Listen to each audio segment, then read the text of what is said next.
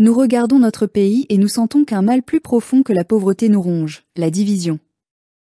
Non pas celle imposée par l'étranger, mais celle que nous entretenons entre nous, par orgueil, par rancune, par jalousie. En Côte d'Ivoire, à chaque élection, c'est la même blessure qui se rouvre. Les mêmes mots qui reviennent, trahison, égoïsme, rancune. Et pourtant, nous disons vouloir le changement. Mais comment changer un pays quand ceux qui prétendent le sauver ne parviennent même pas à s'entendre sur l'essentiel? Aujourd'hui, les regards se tournent vers Simone avec Gbagbo.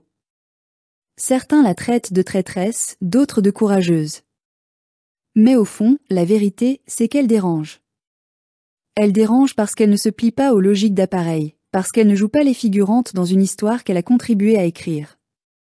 Elle dérange parce qu'elle ose parler là où beaucoup préfèrent se taire, parce qu'elle met le doigt sur les contradictions d'une opposition qui dit combattre l'injustice mais reproduit les mêmes comportements qu'elle dénonce. Lors de son meeting à Ouagadougou, Simone Gbagbo n'a pas fui les accusations. Elle n'a pas cherché à plaire. Elle a dit sa vérité, calmement, sans détour. Ce sont Laurent Gbagbo et Tidjane Thiam qui ont déposé leur candidature les premiers, en brisant le mot d'ordre du boycott actif.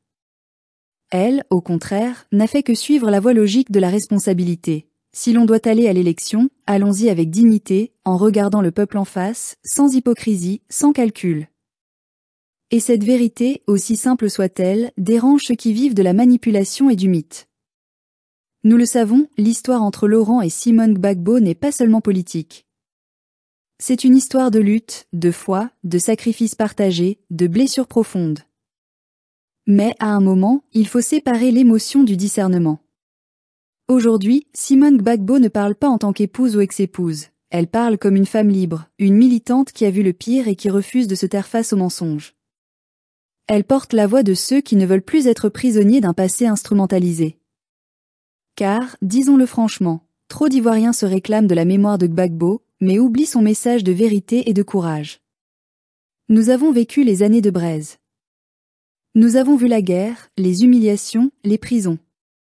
Nous avons vu Simone Gbagbo traîner dans la boue, jetée derrière les barreaux, abandonnée par beaucoup de ceux qui aujourd'hui se parent de sa gloire d'hier.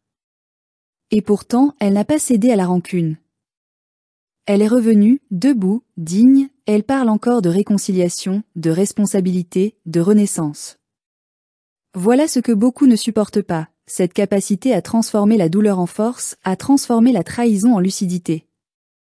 Pendant ce temps, que voyons-nous du côté des autres partis de l'opposition? Des querelles d'ego, des guerres de leadership, des calculs d'appareil. Le PDCI de Tidjane Thiam, qui se voulait le grand parti du renouveau, n'a pas su fédérer. Il s'est enfermé dans ses réflexes de notable, loin du peuple réel. Le PPACI de Laurent Gbagbo, héritier d'un combat historique, s'enlise dans la nostalgie et les règlements de comptes internes. On préfère exclure, dénoncer, boycotter, au lieu de construire une alternative crédible face au régime d'Alassane Ouattara. Et pendant que l'opposition se déchire, le pouvoir rit.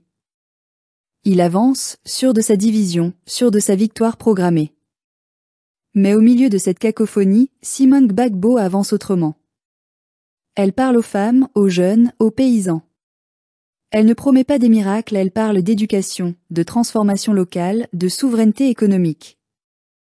Elle parle d'une Côte d'Ivoire qui ne dépend plus des humeurs des puissances étrangères ni des dictats des grandes entreprises.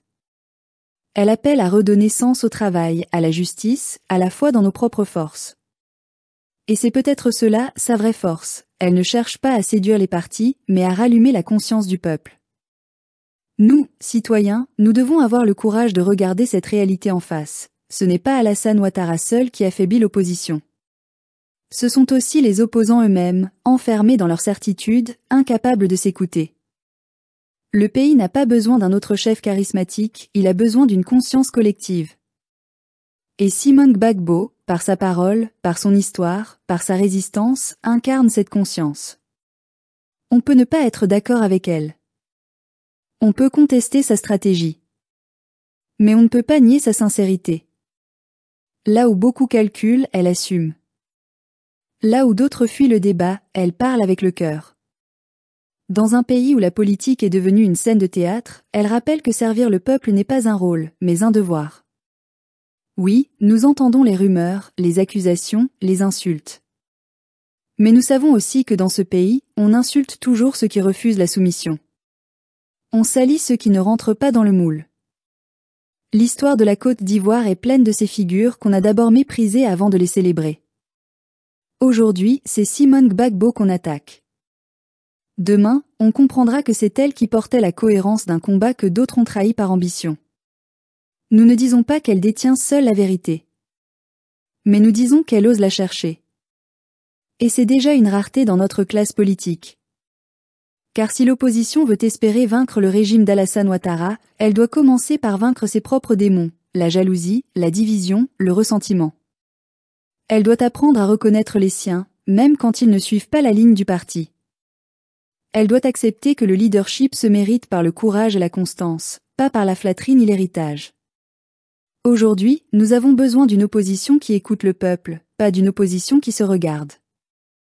Nous avons besoin de leaders qui parlent de développement, pas de vengeance. Nous avons besoin d'une politique qui répare, pas d'une politique qui détruit. Et c'est pourquoi nous croyons que la démarche de Simone Gbagbo n'est pas une trahison, mais une tentative de salut. Elle n'a pas renié son combat, elle l'a élargi. Elle n'a pas abandonné la cause, elle a simplement refusé de la confiner dans les querelles internes d'un clan. Elle veut rendre la parole au peuple, là où tant d'autres veulent la confisquer pour eux-mêmes. Et cela, c'est une révolution silencieuse. Si nous continuons à nous battre entre nous, nous offrirons encore au RHDP 15 ans de tranquillité. Mais si nous décidons de dépasser nos rancunes, alors, peut-être, la Côte d'Ivoire renaîtra. Nous ne pouvons pas continuer à confondre loyauté et servitude. Être fidèle à un homme, ce n'est pas se taire quand il s'égare. C'est lui dire la vérité, même quand elle blesse. Et c'est exactement ce que fait Simone Gbagbo. Elle parle, non pour diviser, mais pour réveiller. Il est temps de cesser de juger les femmes de conviction à l'aune des rancunes masculines. Il est temps d'écouter celles qui portent une vision, pas celles qu'on cantonne aux ombres du passé. La Côte d'Ivoire de demain ne pourra pas se bâtir sur la peur ni sur la vengeance. Elle se bâtira sur la justice, la dignité et la lucidité. Et ces valeurs, Simone Gbagbo les incarne avec une force tranquille, forgée par l'épreuve. Oui, nous croyons encore en la Côte d'Ivoire. Mais pas celle des clans et des cultes de personnalité. Nous croyons en une Côte d'Ivoire consciente, debout, fière, réconciliée avec elle-même. Et si cette espérance passe par la voix d'une femme qui a tout perdu sauf la foi en son peuple, alors nous marcherons avec elle. Car parfois, la vraie résistance ne se fait pas contre l'ennemi visible, mais contre nos propres faiblesses. Et c'est à cette victoire-là, la plus difficile, que Simone Gbagbo nous appelle.